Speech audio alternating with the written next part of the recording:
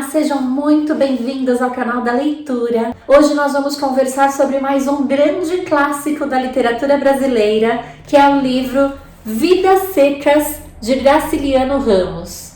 Esse livro foi publicado em 1938, ele pertence à segunda fase do modernismo brasileiro, é um livro regionalista e ele vai retratar aqui a história de uma família de retirantes sertanejos que sofre muito com a seca no sertão nordestino.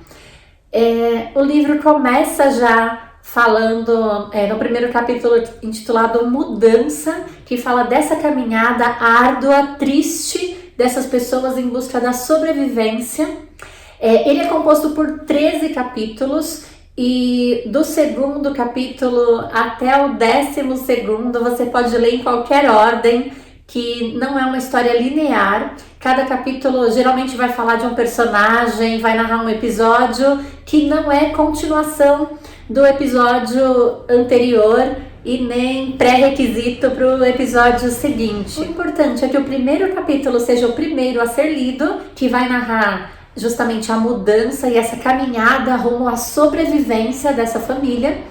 E o último capítulo, que é o capítulo Fuga, que mostra realmente como essa vida de retirante ela é um ciclo. Então, caminha, encontra um lugar razoavelmente seguro, se aloja ali, se instala, tenta a vida, até que venha a seca de novo e faça com que você arrume lá as coisas que você tem e fuja dali antes que seja tarde, antes que não seja mais possível sequer fugir.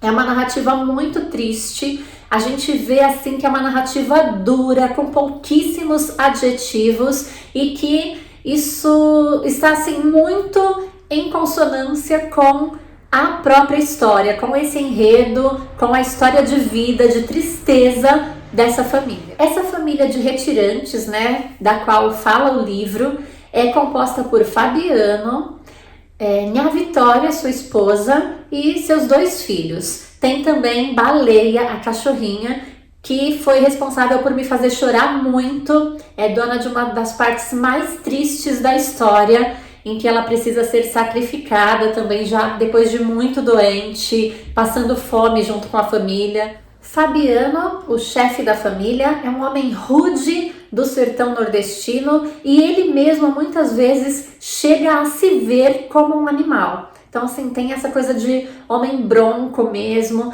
Ele aparece no livro como um típico vaqueiro.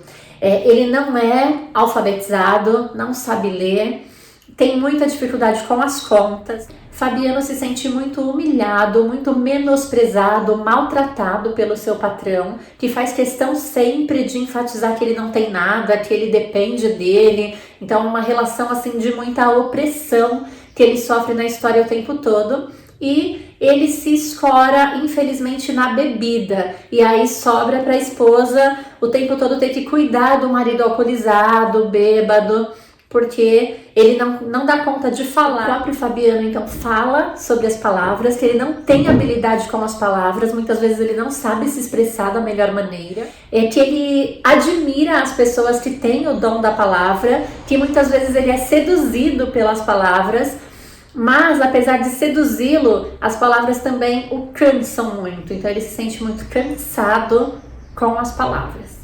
E aí vai mostrar exatamente esse poder de opressão que a palavra tem e que ela pode sim ser usada de uma forma muito cruel para manipular, para menosprezar, para maltratar as pessoas.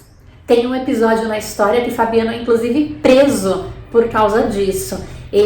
Um soldado desafia Fabiano no jogo, Fabiano joga com ele e ganha. E o soldado fica revoltado, inconformado por ter perdido e acaba ofendendo o Fabiano. Ele assim é muito duro, muito cruel, fala coisas horríveis e Fabiano não consegue se defender, fica só remoendo aquilo tudo. Até que Fabiano explode e acaba se expressando de uma forma péssima.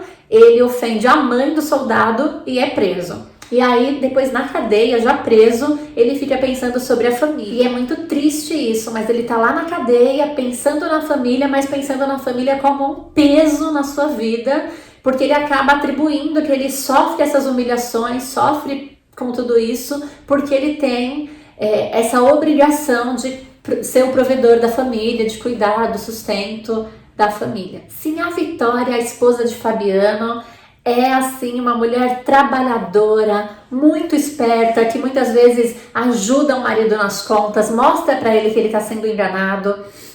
Ela é extremamente assim zelosa, além de cuidar dos filhos e da casa, ela ajuda o marido no trabalho dele também. Sim, a Vitória tem um sonho, que é ter uma cama de cordas de couro para poder dormir. E o que ela espera da vida é que os filhos tenham a oportunidade de ter uma vida melhor, de viver como pessoas dignas. E infelizmente, em relação a isso, tem até um trechinho aqui do livro que eu marquei, que é uma das poucas partes que fala, assim, mesmo que bem sutilmente, sobre esperança. Aqui no capítulo Contas, logo no comecinho, tem um trechinho que fala assim: se pudesse economizar durante alguns meses, levantaria a cabeça, forjara planos. Tolice, quem é do chão não se trepa.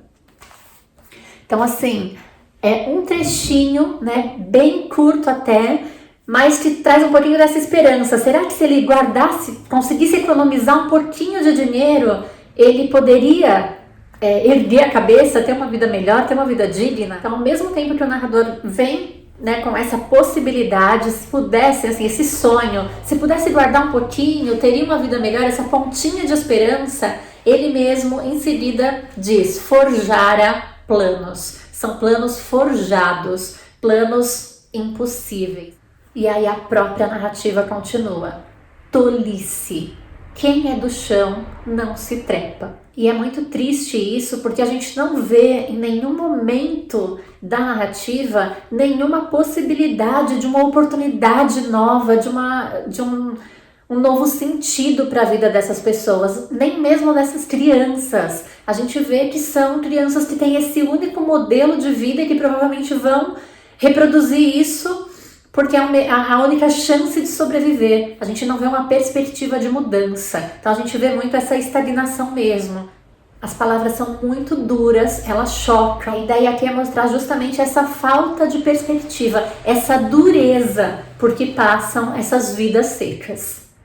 Fabiano e Sinhá Vitória têm 2 filhos. O mais novo admira muito o pai e quer ser como ele.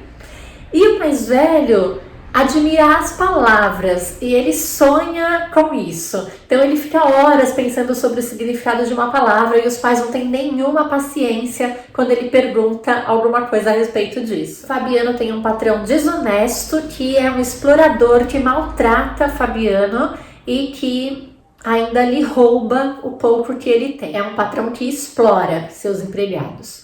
E Baleia, a cachorrinha da família, que pensa e age como ser humano. Então, assim, ela é responsável por partes muito intrigantes, muito fortes, muito bonitas da história. Mostra, assim, muito sentimento dela, o sofrimento também. E uma das partes mais tristes da história é quando Baleia é sacrificada por Fabiano, ela já muito doente, já com muita fome, e aí ela sonha com o céu dos cachorros, cheio de preás para ela poder comer. Então, assim, é um ambiente muito triste, onde o sonho é ter o que comer. É de uma tristeza que dói na alma, mas é um livro que vale muito a pena a gente ler, até para se aproximar da história de vida dessa família aqui que é fictícia, mas que é infelizmente a realidade de muitas famílias reais. E eu vou terminar essa nossa conversa sobre Vidas Secas com uma frase do próprio Graciliano Ramos. Ele disse que a palavra não foi feita para enfeitar, brilhar como ouro falso.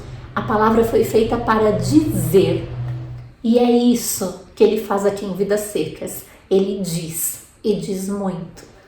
Essa é a dica de hoje do canal da leitura. Vidas Secas, Graciliano Ramos.